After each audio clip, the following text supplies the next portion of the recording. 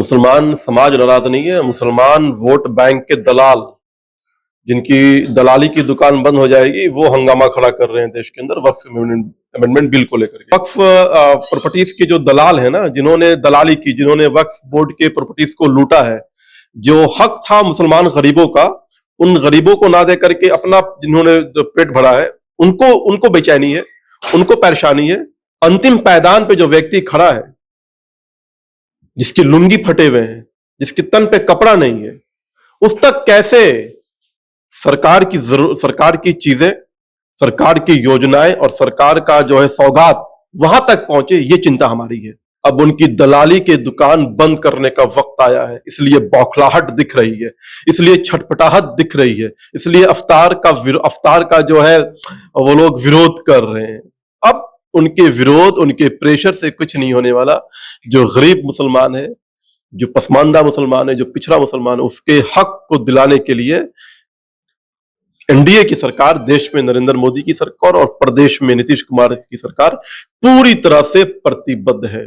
रमजान का पवित्र महीना चल रहा है, कुछ ही दिनों के बाद ईद आएगी, तो जो मुसलमान जरूरतमंद हैं, जो नए कपड़े नहीं खरीद सकते, सेवैयां नहीं ला सकते, जिन्होंने रमजान का एहतमाम किया है, उनके लिए भारतीय जनता पार्टी और मोदी जी ने सौगाते मोदी देने का फैसला किया है। ट्रिपल तलाक का विषय हो, धारा 370 को उखाड़ फेंकने का विषय हो, वक्फ अमेंडमेंट बिल 2024 में बदलाव ला करके कानून बनाने का विषय हो, ये सारे विषय से भारत के आम जनमानस, आम मुसलमान, गरीब, पिछड़े लोगों का जो है भला होने वाला है।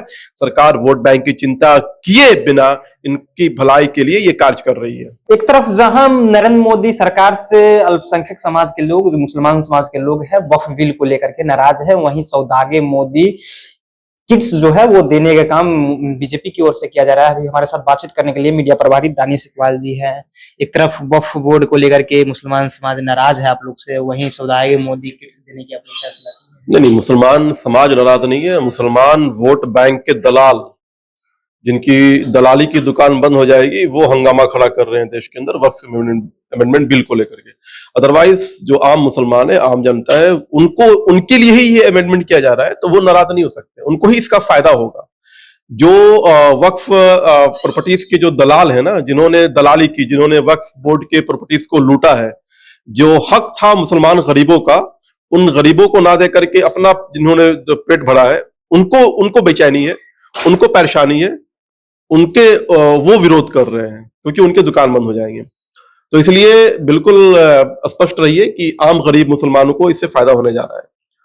और हाँ, नरेंद्र मोदी जी और भारतीय जनता पार्टी हमेशा उन जो जरूरतमंद हैं, जो गरीब हैं, जो मुस्तहिक हैं, उन तक अंतिम पायदान पे जो व्यक्ति खड़ा है, जिसकी लुंगी फटे हुए हैं, जिसके तन पे कपड़ा नहीं है, उस तक कैसे सरकार की चीजें, सरकार की योजनाएं और सरकार का जो है सौगात वहां तक पहुंचे, ये चिंता हमारी है। उसी के क्रम में रमजान का पवित्र महीना चल रहा है, कुछ ही दिनों के बाद ईद आएगी, तो जो मुसलमान जरूरतमंद हैं, जो नए कपड़े नहीं खरीद सकते, सेवैयां नहीं ला सकते, जिन्होंने रमजान का एहतमाम किया है, उनके लिए भारतीय जनता पार्टी और मोदी जी ने सौगाते मोदी देने का फैसला किया है।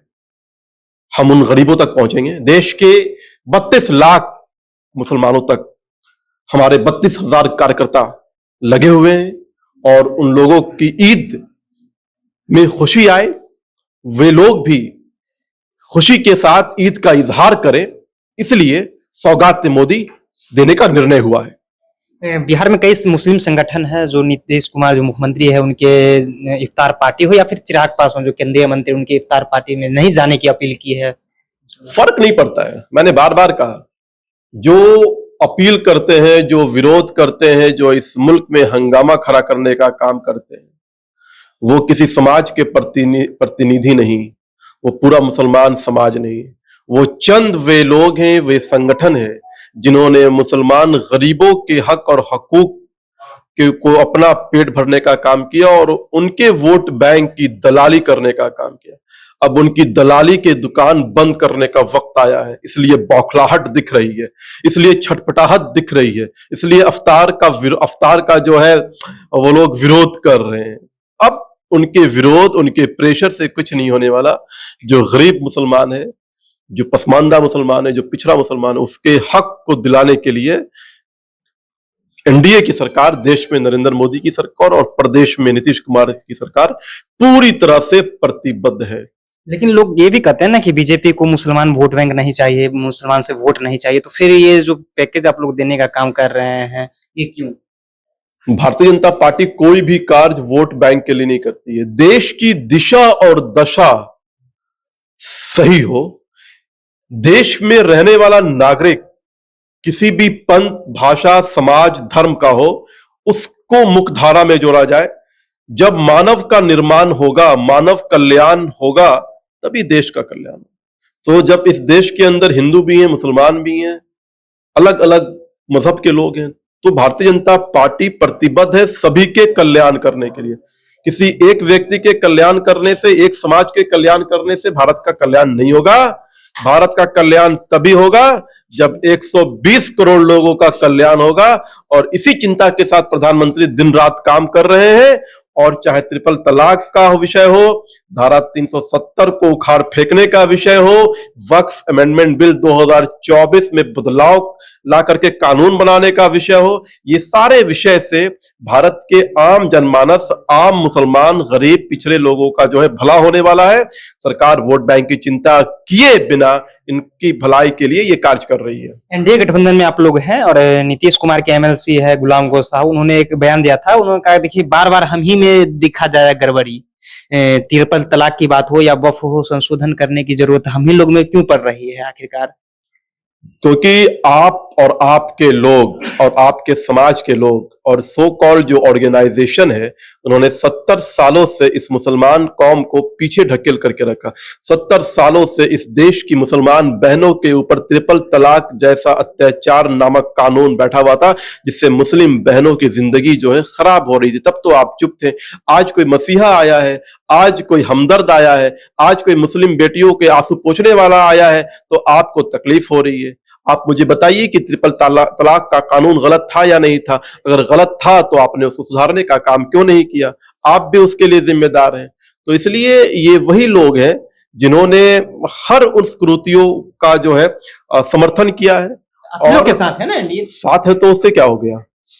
साथ है, वो उनके विचार हैं। उनके विचार अगर गलत है तो उससे फर्क नहीं पड़ता ना कि आप साथ हैं। उनके विचार हैं, गलत विचार हैं। हमारा अलायंस नीतीश कुमार जी के साथ, उन्हीं के वो नीतीश कुमार जी के विचार के साथ हमारा अलायंस है। उनके एमएलसी है, उनका अपना बयान है। उनके बयान पर मैं कह रहा हूं कि उनको दिखता नहीं था, जिंदी साहब का नाम आपने लिया, उनको दिखता नहीं था कि ट्रिपल तलाक से मुसलमान बेटियों की जिंदगी खराब हो रही है, तो क्यों चुप थे? क्यों चुप थे? बोलना चाहिए था ना। और आज आप बयान दे रहे हैं कि नरेंद्र मोदी को सिर्फ मुसलमानों में जो है खराबी दिखाई दे रहा है। अरे तो खराबी है तो जहां खराबी होगा वहीं ना खराबी दिखाई देगा। ट्रिपल तलाक का कानून तुम्हारे यहां, जाहिलियत तुम्हारे यहां, तो जाहिलियत तुम्हारे यहां है तो तुम्हें जो है तालीम नहीं दी जाएगी क्या? सबसे ज्यादा जो है साक्षरता दर की कमी कहां है? मुसलमानों के अंदर है। तो आप बोलो कि यार मुसलमानों के ही तालीम आप क्यों दे रहे हो? तो क्योंकि तुम्हारे अंदर तालीम कम है। तुम्हारे अंदर एक ऐसा कानून था जिससे हमारी बहन बेटियों की जिंदगी खराब हो रही थी, इसलिए उस कानून को बदलाव किया गया। वक्फ अमेंडमेंट बिल के माध्यम से वक्फ बोर्ड की प्रॉपर्टीज का जो है पूरा का पूरा लूट हो गया। पूरे देश के अंदर एक ऑर्गेनाइजेशन बता दो एजुकेशन का जो वक्फ बोर्ड से संचालित होता हो। एक हॉस्पिटल बता दो जो वक्फ बोर्ड के पैसे से संचालित होता हो। एक लड़का खोज के ला दो मुसलमान गरीब जिसने वक्फ बोर्ड के पैसे से पढ़ाई के लिए विदेश किया हो। एक लड़की खोज के ला दो जिसको वक्फ बोर्ड के पैसे से उसकी शादी की गई हो। खोज के ला दे मुझे कोई भी, चुनौती देता हूं। तो जिस चीज का बंडर बाट हो रहा है, अगर सरकार उसको संरक्षित कर रही है, उसमें पारदर्शिता ला रही है, उसकी अकाउंटेबिलिटी तय कर रही है, तो क्यों परेशान हो रहे भैया? होने दो, मुसलमानों का भला होने दो, मुसलमानों के दुश्मन ना बनो। चलिए, तो मुसलमानों को भला होने दो और मुसलमानों का दुश्मन जो है ना बनो। हमारे साथ दानिश इकबाल जी थे, तमाम मुद्दे पर बातचीत हो रही थी। फिलहाल आपकी क्या प्रतिक्रिया है? अपनी प्रतिक्रिया कमेंट बॉक्स में छोड़ जाइएगा। आप देख रहे थे जनता जंक्शन। बहुत बहुत धन्यवाद।